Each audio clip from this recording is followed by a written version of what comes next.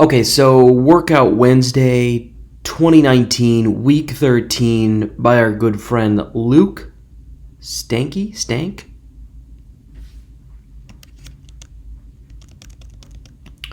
Don't actually know how to pronounce his name. I feel like I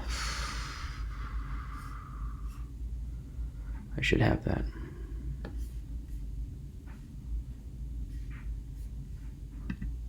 Luke Stanky. I'm gonna have to ask him. I don't. All right, doesn't matter. All right.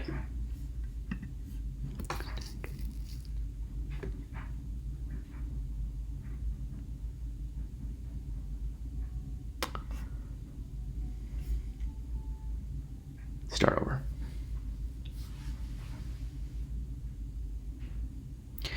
Workout Wednesday 2019, week 13. This challenge by Luke, pretty difficult. And I wanted to kind of go over. No.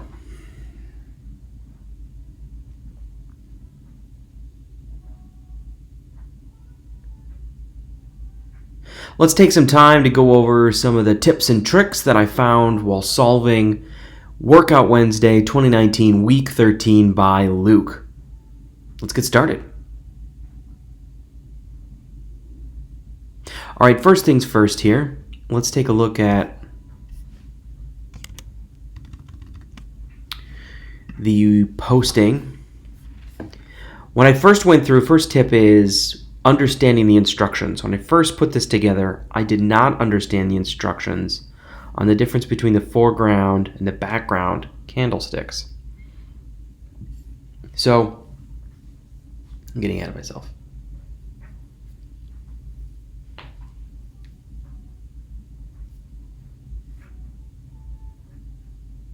Let's get started. I'm not going to do a particular detailed walkthrough of step by step, but instead just give you some of the tips and tricks on what, from my perspective, the key parts of the challenge really are.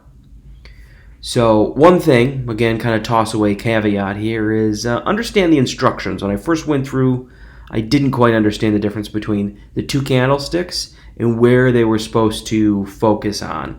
I actually had to ask Luke, and he was kind enough to kind of help me out on Twitter to define.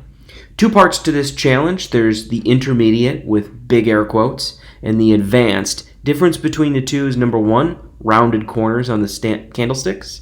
Number two is have this reference line that shows the whole range on the very bottom part of the view. I'm going to show you how to do all of that. Let's take a look at the dashboard. I'm going to focus right away on this top sheet here in the calculations that are involved. Then we'll get into what it took to build the rest of the dashboard and some heads up kind of things. All right, the biggest part of this challenge from my perspective really was getting the dynamic date filter, and that was really one of the first problems that I wanted to solve. We want to be able to show the visualization at a different aggregation level depending on how many days are selected in the date range. So let's start simple. There's two parameters that you're going to want to create on here. The very first is the focus date, where we're saying, hey, this is the date that I want you to be able to select. Second date, I should also explain focus date, edit. When you are creating a parameter that's a list, you can add from a field. So you don't have to type this stuff out. Days ranged is just an integer. I have it set to 520 right here. This 520 gives me the same start and end date that about the same.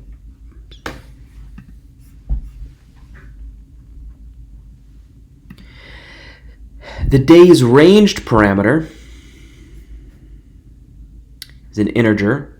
I don't have this set to the same that Luke's does. It's 520, and that gives me 9/114 through 7/31/2017. That's 520 days, not 1,000.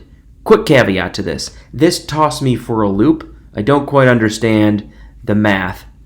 When we go and look on the published version, range 1,000 days, start date 9/1/14, end date 6/30/17. That didn't quite make 100% sense, and the only reason it really stood out to me when I started to build a visual, and the first thing I'll do is the data set is I want to always tie out records. So we open the raw Excel workbook, tie out those records to a specific month and date range, and with like a piece of paper, or if it's a SQL data source, I write queries and look at the actual raw data at the row level, all the way down at its atomic level, the lowest level of detail, to try and tie that out to show that whatever logic that we're using in Tableau to start to aggregate up and visualize the information is at its very lowest level, foundationally secure, right? So when I did that, that's when we kind of started to come across some discrepancies that didn't make sense to me. So I kind of tossed this into here. So we have the focus date, which is the date of the parameter, which is 2/16/16. We know that days range is an integer, currently set to 1,000. That the challenge, wow, start date and end date was 14/9/1 and 17/6/30. Those dates coming directly from 9/1/14, 6/30/17. And I wanted to do a comparison to say, what's my start date? What's my end date based off of my focus date and my days ranged? Then I wanted to see the start date and end date and the challenge. And then what are the day differences between the actual calculated days versus the days that were shown in the visual? And I like to do this stuff all in SQL because I feel safe and secure here. It's my security blanket.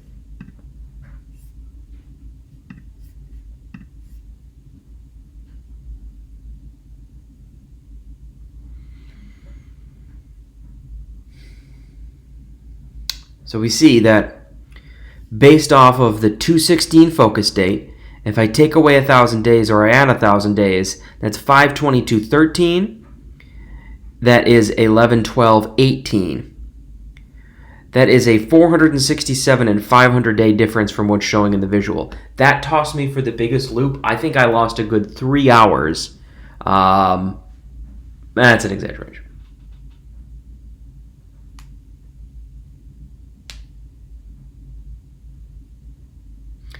So as we see now that this, we can,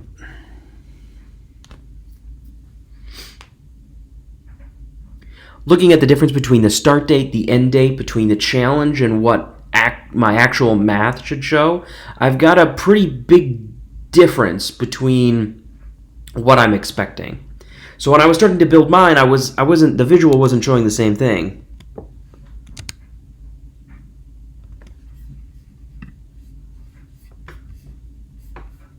If I change this from 520 days, bring it to 1,000, I'm getting this, right? It does not look anything like the challenge. And I was going crazy. What's going on? What did I do wrong?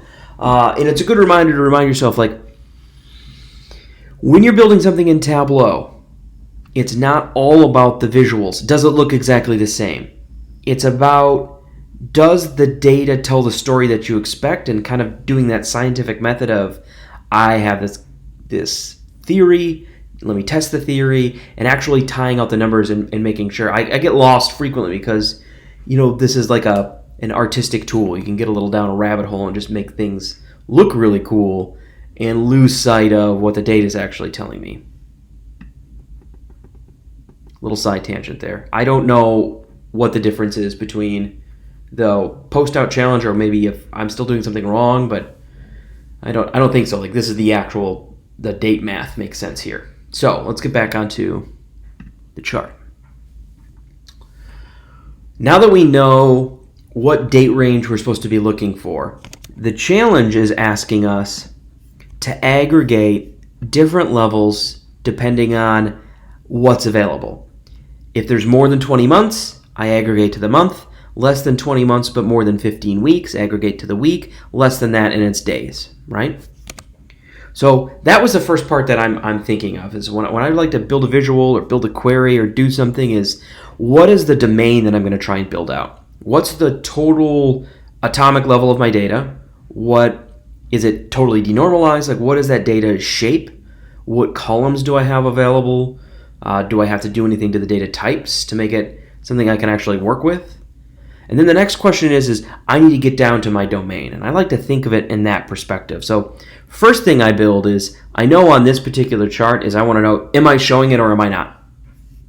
Simple Boolean field, show. So date, which is the date that's provided in the data source. Date range min, date range max. What's date range min? Same thing we showed in that SQL query. I take date add to the day. I take the days ranged, which is the integer that we set, and I take away that many from the focus date. And then I add that many for the max. One tip that Luke gave right off the bat is to take this data and union it on top of one another. And I just did that without really thinking too much of it. So do that. There's other ways that you can approach this problem, but I went down that path. Just this is how I did it in order to have the two candlesticks.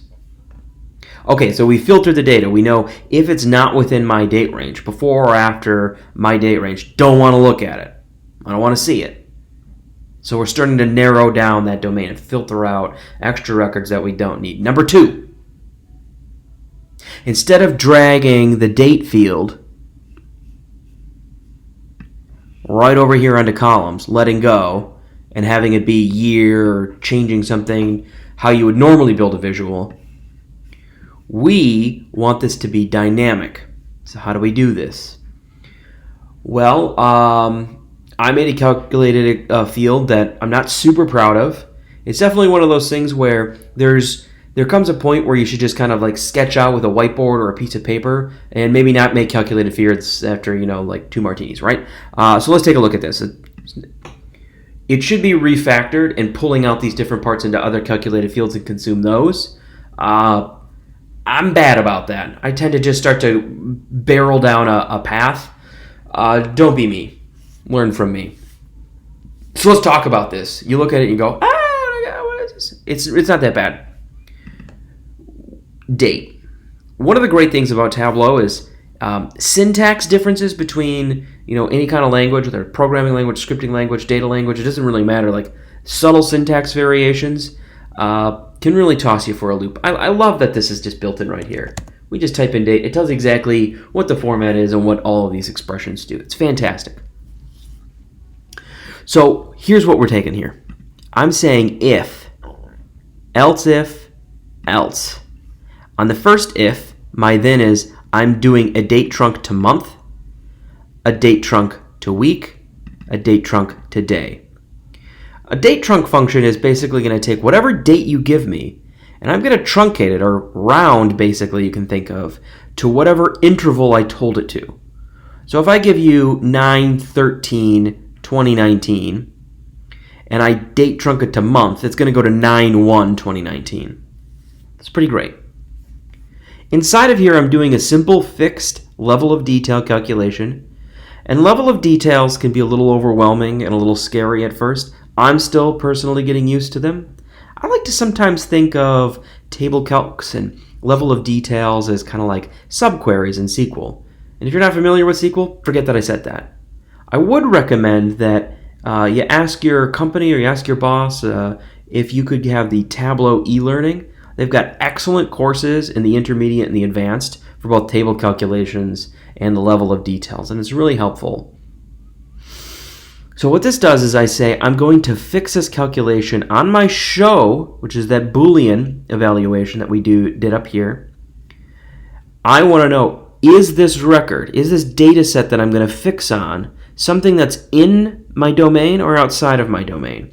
When it evaluates as to true, it's inside my domain, and the domain is, what is the focus date? Add 1,000, take away 1,000. That's my start and end.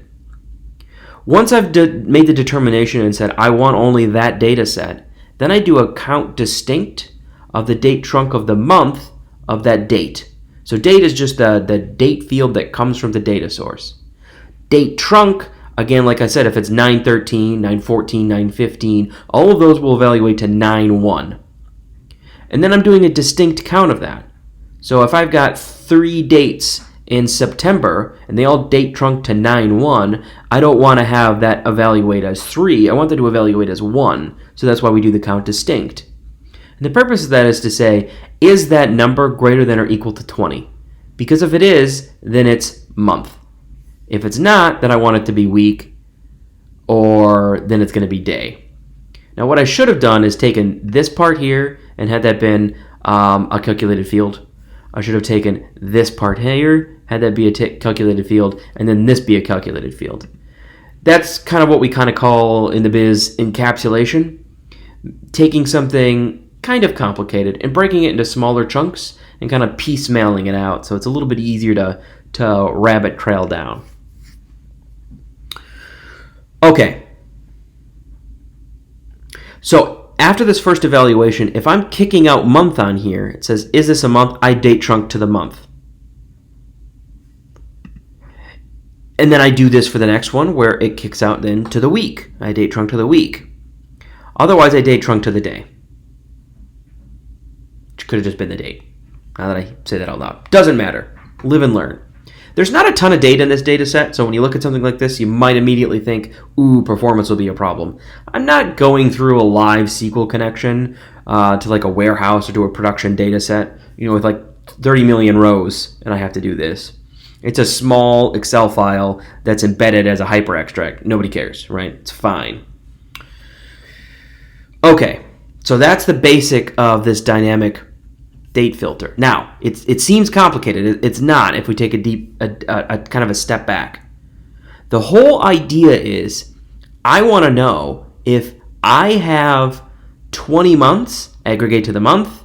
If I'm, less than 20 and greater than or equal to 15 weeks, then I want to aggregate to the week, otherwise to the day. So when you kind of think through that, what I always find helpful is to kind of pseudocode something, is take the instruction set, which is in normal human speak, right, words, and remove some of the words and kind of like put it on a whiteboard or scratch it on a piece of paper, or maybe even in the comments, up at the top, you go boom, boom, some kind of pseudocode where it's not really the real syntax that a Tableau calculated expression is going to expect, but it's a little less verbose, less words to get through. And that helps you think through, what are my next steps? Well, once I know it's going to be greater than or equal to 20, or greater than or months, greater than or equal to 15 weeks, but less than 20 months, and then everything else. Boom, once I have those 3 bins, now what's my next step? My next step is, well, now how am I going to calculate it? And that's when that fixed level of detail comes in. I think I've beat this horse to death. Let's talk about the candlesticks now. Now, I don't want to.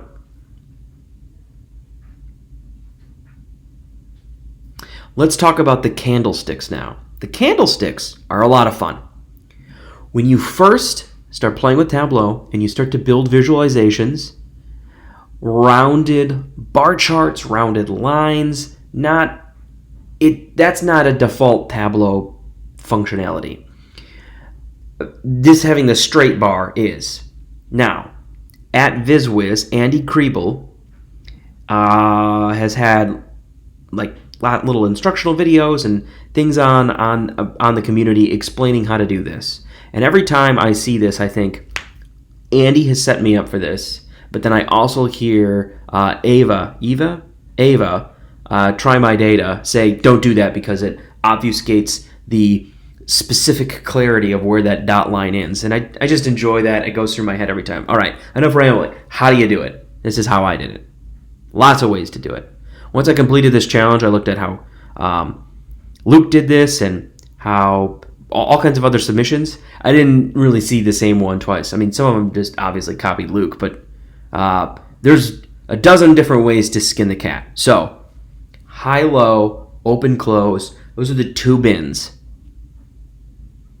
So understanding what this does is the thinner bar is the open and close, and then, well, no, the high and the low, and then the small, fatter colored bar is the open and close from that date range. Now, let's look at high and low.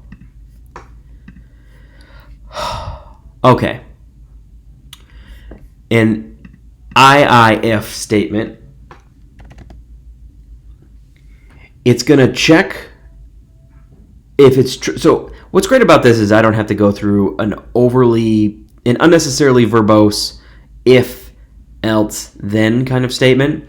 I just kind of know that what I want to be able to focus on is I've got this data replicated twice. I've got a union of one table called oh no, one table which was just whatever I dragged the data source into and it defaulted to, which is data, and then 1 in parentheses. It doesn't matter. And I'm just saying I want the max and the min of the high and the low price. Now, when the visualization is drawing, it's going to say each one of my bins, my continuous bins, is going to be, in this example, a month. So this calculation here is going to be looking for this only in that month range. So out of that month, this month of July of 2015, what is the highest high price? And high is right from the data source. This isn't another calculated field. And the lowest low price. Easy peasy. So this one's pretty simple. The open and close. This is something that I misunderstood from the instruction set. Let me tell you what I missed. In the original, here's what I did. All I did is I looked for the max open and the minimum close. Not quite. I read the instructions wrong. I misunderstood it. This happens. What you're really doing for is we need to use an LOD in order to go find the appropriate open and close price. Which one? Let's use open. Okay, so I'm going to fix this on the date range that is dynamic. The one that we set up. Because I want the same domain for this calculation. Then I say I want the max if the date is equal to the LOD min date. Then I give the open price. What's the LOD min date? Good question. I fix it again on here and I say what's the minimum date. So I'm looking for, this isn't the lowest volume or the lowest price. It's the lowest date or the highest date. So it's the first or last date in that period that it's aggregating to. So on the month, it'd be the 1st and the 31st. If it's on the week, it'd be like the 1st and the 7th. If it was on the day, it'd be the 1st and the 1st. So what's the highest and lowest on each one of those days? When I read through the instructions, that didn't make sense to me. Once Luke explained it on Twitter, boom, I knew exactly what we needed to do. Just an extra LOD. So what we did with here were we had this expression and then we had to jump to 2 or 3 other things. On this first one, this oh God, kill it with fire, we didn't do that. It's positive and negatives to that. With here, I'm not jumping between a whole bunch of other calculated fields, but if you don't have in your head exactly what you're doing, this is much easier to break. Doesn't matter. Okay, that's the math part. But now, how are we going to actually draw that? So let's look at the high and the low. So the first thing that we want to do is we take the domain that we have. Let's actually build a new one. You want to build a new one? Let's build a new one. We take this. We are going to make an exact date. Exact date. What was I doing again? Open and close. We're going to do open and... Goodness gracious. Stop. I'm going to have to edit this.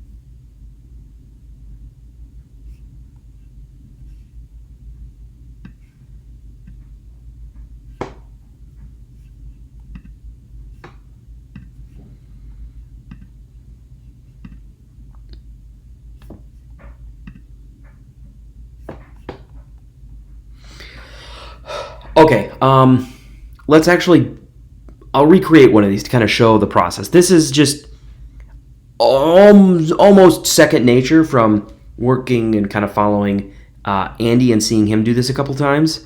So let's show you. So we have the math part. We know that that's rock solid. Let's use high and low. Then we're going to use our date range. We're going to change this to exact date. Now right now nothing's showing up. You got nulls, right? It's domain. So we're going to take this, again the date, dynamic date builder, put it on detail, change it to exact date. One last little trick. This is the magic.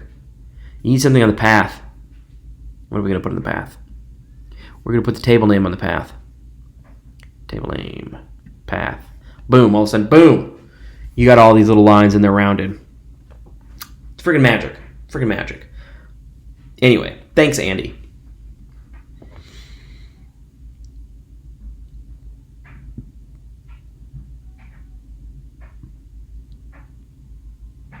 All right, let's head back here and take a look at the last couple of notes. So, we now have kind of gone over how do I make the rounded candlesticks. And because there's only two, these are dual axis, synchronize the measure, make one fatter than the other one. We've gone over how to make the dynamic date range, discrete date range. We've gone over the filter. We have got to do color now. Color, edit. What we do with color is this is just a simple table lookup, and all it's saying is the dude before, is the close price from the previous bin, I'm trying to think of the right word, discrete kind of dimension, the previous month, previous week, previous day, whatever. Is that less than or greater? Is that less than today? And if it's less than, stop. I'm doing a terrible job explaining this.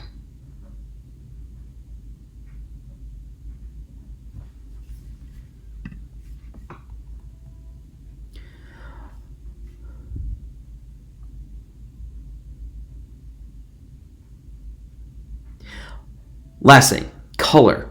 How did we do color? Edit. This is a table calculation. What we're doing here is we're saying for the previous bin, so in this case the previous month, previous week, previous day, what is the difference between the two? If the amount that it has changed is down, less than 0, it goes down. If it's otherwise, it's up. So here's a quick little tip and trick. You know what? Nope. I'm going to save that for a tiny Tableau tip. That's the basics of how to build this. Easy. Once you see it, I feel like I feel like it's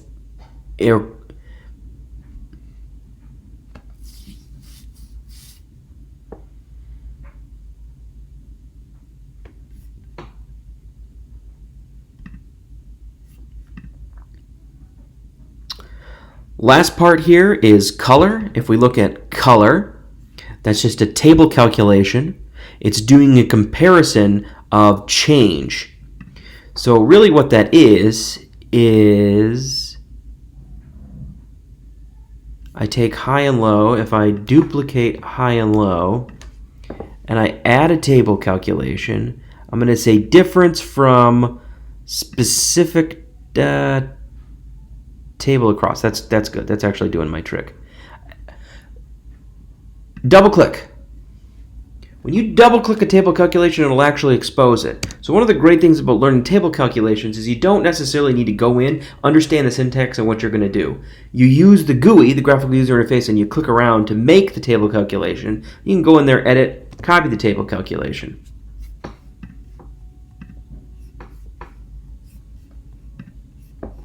Come to color. All you do is paste it in. Now I did high and low instead of close, but you get the point. So the question is, the math that we're doing is we're saying, is the difference from the previous bin, so that previous month, day, or week. Did I go up or did I go down? If it's down, then it's down. Easy. Then I just assign the red or the black. Let's talk assembling the dashboard. We've got the top, the hardest part. It's out of the way. Let's do the bottom now. The bottom is the top. The difference between the two is subtle. Number one, no filter. Number two, slightly different calculated dynamic guy on the top. It's different in insofar as when you're doing a date range, you don't need to change. This is just set at the month. So overview. Let's take a look at overview. All I do is I date trunk the date to the month. That's it.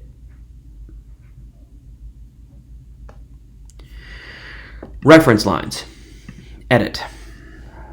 Date range min, date range max, fill below, fill above. Date range min, date range max are the exact same calculations that we used in the Boolean filter that's on the main sheet. These are just calculating now.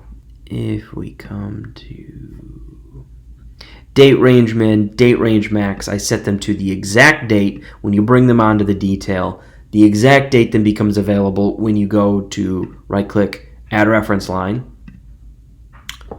And there you go. No filter on here, so you've got all of the months that are available in the data source, and that changes dynamically. Then the rest of it's formatting, which sometimes is really the hardest part of these challenges, is getting the formatting pretty close. Date range, you can go ahead and modify, and when you modify and he goes up, you see that on the top, aggregation changes, you get more data. When you come all the way down to 130 days, that's currently set to a week still, 70 days till a week. Let's go back one more.